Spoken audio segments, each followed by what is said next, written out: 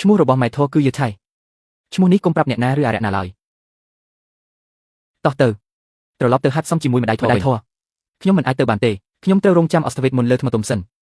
អូអស្តវេតមុនសម្រាប់ពស់មើលទៅកូនពិតជាមានវាសនាល្អ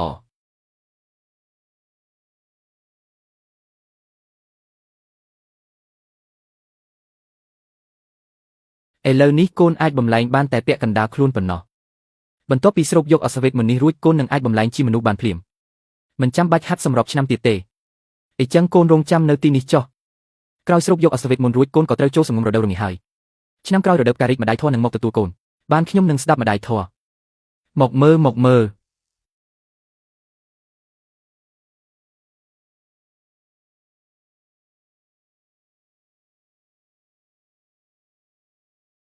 មួយទំនាយអាចដោះស្រាយគ្រោះបាន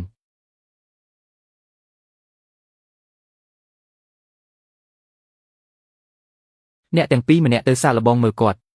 បាទម្នាក់ទៀតទៅស៊ើបប្រវត្តិរបស់គាត់មើលថាគ្រួសារមានអ្នកណាខ្លះនិងមានក្នុងបង្អែកអ្វីលោកមេកុំបារម្ភទុកឲ្យពួកយើងចុះវាសនាកំណត់ដោយមេឃា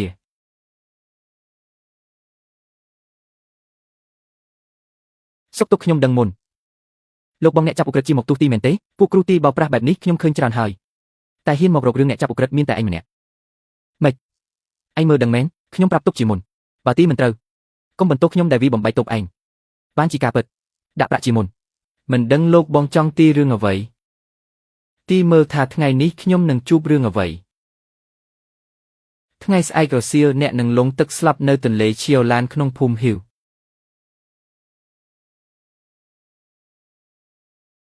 លោកបងហ៊ីវ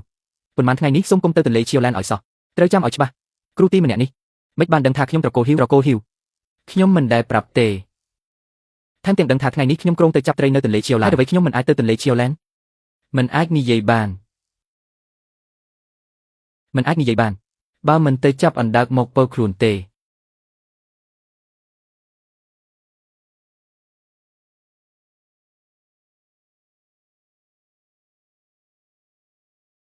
ច្រើនម្លេះណែណានៅទន្លេឈៀវឡានត្រីពិតជាច្រើនណាស់បានខ្ញុំមិនទៅទេប៉ុន្មានថ្ងៃនេះកុំទៅទន្លេឈៀវឡានដាច់ខាតចាំឲ្យច្បាស់មានរឿងអ្វីលោកហ៊ីវហេតុអ្វីនិយាយដល់ពាក់កណ្ដាលហើយឈប់កុំប្រញាប់ប៉ុន្មានថ្ងៃនេះខ្ញុំទៅចាប់ត្រីប៉ុន្មានថ្ងៃនេះខ្ញុំទៅចាប់ត្រីប៉ុន្មានថ្ងៃនេះខ្ញុំមិនទៅទន្លេឈៀវឡានទៀតទេហេតុអ្វីទៅចាប់ត្រីមើលចុះត្រីច្រើនប៉ុណ្ណឹងអាចលក់បានប្រាក់ប៉ុន្មានកុំនិយាយទៀត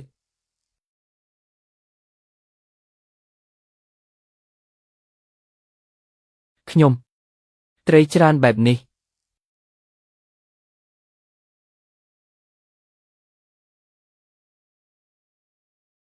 ខ្ញុំពិតជាចង់ទៅប្រពន្ធលោកហ្សាវ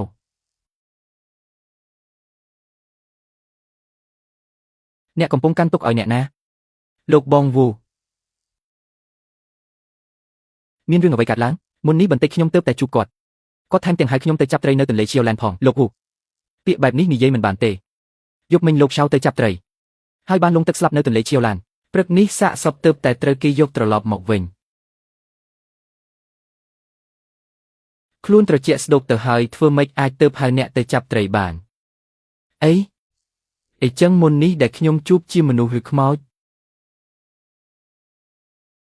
ប្រហែលខ្ញុំចាំច្រឡំហើយអាយុច្រើនហើយច្រឡំរឿងពីប៉ុន្មានថ្ងៃមុនថាជាថ្ងៃនេះអ្នកទាំងអស់គ្នាទៅមុនចុះខ្ញុំនឹងទៅក្រោយទៅជូនដំណើរលោកឆៅជាលើកចុងក្រោយខ្មោចទឹកមុននេះចង់ខ្ចីជីវិតខ្ញុំ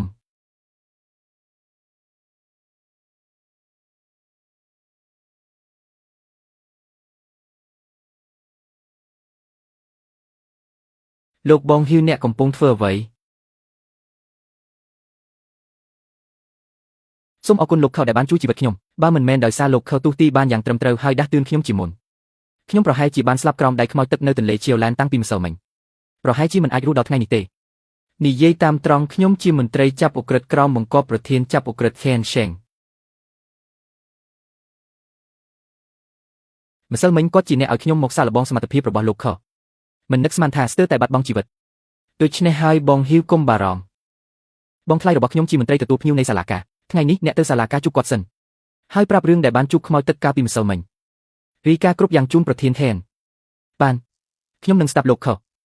ឈ្មោះ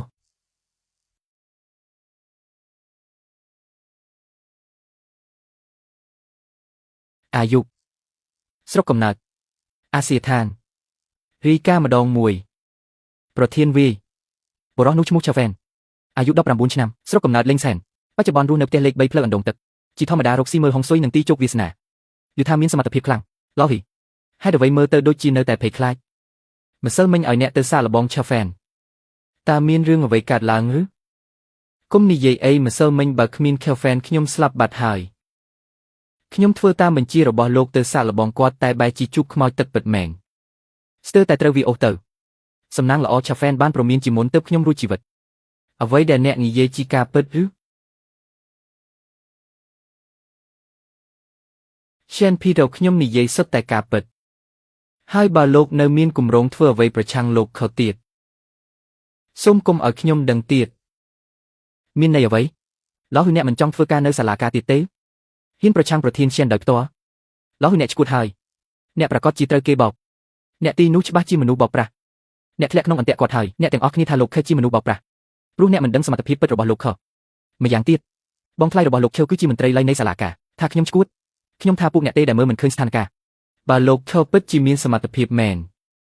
ខ្ញុំក៏មិនហ៊ាននិយាយអ្វីទៀតដែរល្អដែរឲ្យប្អូនប្រុសខ្ញុំឈប់ដៃហើយដើរផ្លូវត្រឹមត្រូវទៅថ្ងៃមុខនិយាយត្រូវណាស់លោកឡៃមិនដឹងថាខ្យល់អ្វីនាំលោកមកទេខ្ញុំជាមន្ត្រីរបស់សាលាការប្រធាននិងអនុប្រធានទាំងអស់ស្ថិតក្រោមការគ្រប់គ្រងរបស់ខ្ញុំប្រធាន Shen តើអ្នកគិតថាខ្ញុំចូលមកជ្រៀតជ្រែកឬខ្ញុំមិនហ៊ានគិតបែបនោះទេលោកទទួលខុសត្រូវការស៊ើបអង្កេតក្នុងស្រុកប្រធាននិងមន្ត្រីទាំងអស់ក៏លោកជាអ្នកតែងតាំងអីចឹងហេតុអ្វីហ៊ានស៊ើបអង្កេតប្អូនថ្លៃខ្ញុំមិនដឹងថាប្អូនថ្លៃរបស់លោកគឺ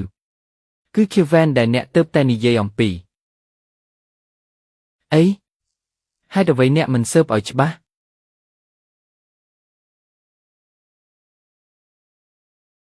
អ្នកទីនោះជាប្អូនថ្លៃរបស់លោកឡយ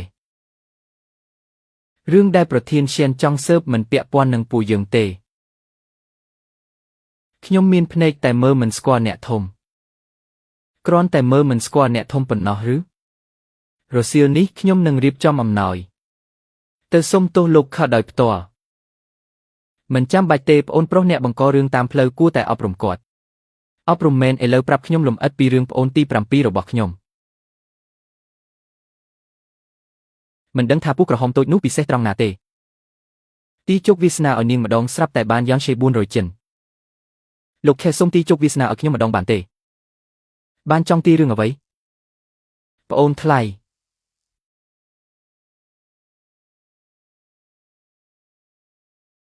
ជាវធំឡើងហើយបងស្រីហេតុអ្វីមកភ្លាមអីចឹងKevinខ្ញុំឃើញថាអ្នកចាប់ផ្ដើមរឹងក្បាលហើយមិនព្រមធ្វើជាសិស្សហាត់ការល្អបែរមកធ្វើជាអ្នកទីតាមផ្លូវបងស្រីធ្វើជាសិស្សហាត់ការគ្មានអនាគតទេគ្រូធំចូលចិត្តលាក់ទុកវិជ្ជាមិនព្រមបង្រៀនវិជ្ជាពិត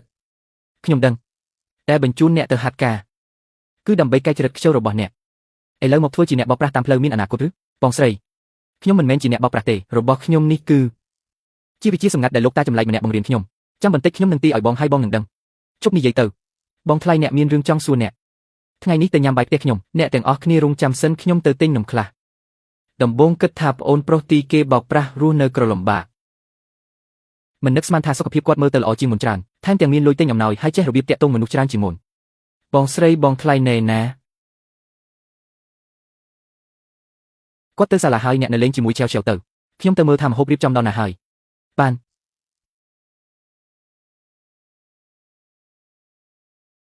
ភរិយាត្រឡប់មកហើយតើបានទៅផ្ទៀងផ្ទាត់ហើយឬនៅ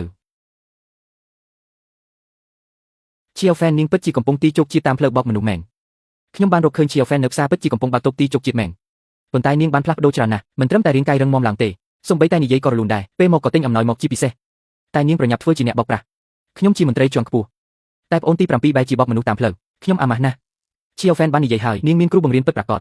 គេមិនត្រឹមតែបង្រៀនជាវហ្វេនទីជោគជាតិទេថែមទាំងបង្រៀនជាវហ្វេនហាត់ក្បាច់គុនត្រូវហើយហាត់ក្បាច់គុនត្រកូលហើយខ្ញុំបានបង្កើតគុនឲ្យអ្នកបានក្លាយជាមន្ត្រី បែរជាមើងងាយគ្រួសារខាងខ្ញុំភរិយាសូមកុំខឹងជាកំហុសរបស់ខ្ញុំ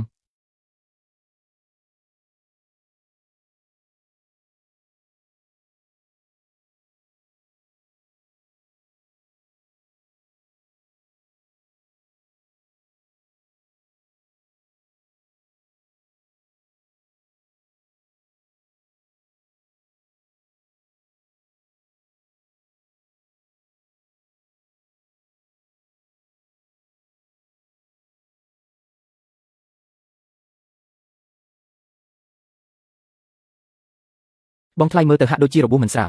តែមិនអីទេមិនយូរទេខ្ញុំនឹងមានឱកាសបង្ហាញក្បាច់គុណបងស្រីខ្ញុំមិនបានប្រាប់បងរួចហើយឬបន្ទាប់ពីខ្ញុំចេញពីហាងស្រាខ្ញុំបានជួបអ្នកប៊ូដាទេសចរម្នាក់គាត់បានបង្រៀនខ្ញុំបន្តិចបន្តួចបរិសុទ្ធធំ3 5នាក់ក៏មិនអាចយកឈ្នះខ្ញុំបានក្បាច់គុណរបស់អញហាត់បានល្អណាស់រងចាំអញហាត់បន្ថែមទៀតបងស្រីនឹងរកកន្លែងបង្រៀនក្បាច់គុណឲ្យអញរឿងទីជោគជាតិល្អបំផុតកុំបោកមនុស្សទៀតបងស្រីខ្ញុំពិតជាមិនបានបោកអ្នកណាទេមិនបោកក៏ល្អហើយនេះជាខោអាវរដូវរងាដែលបងស្រីធ្វើឲ្យអញបើវាហែកឬខូចយកមកឲ្យបងស្រីជួសជុលបានទៅចុះអរគុណបងស្រីបងស្រីនៅតែយកចិត្ត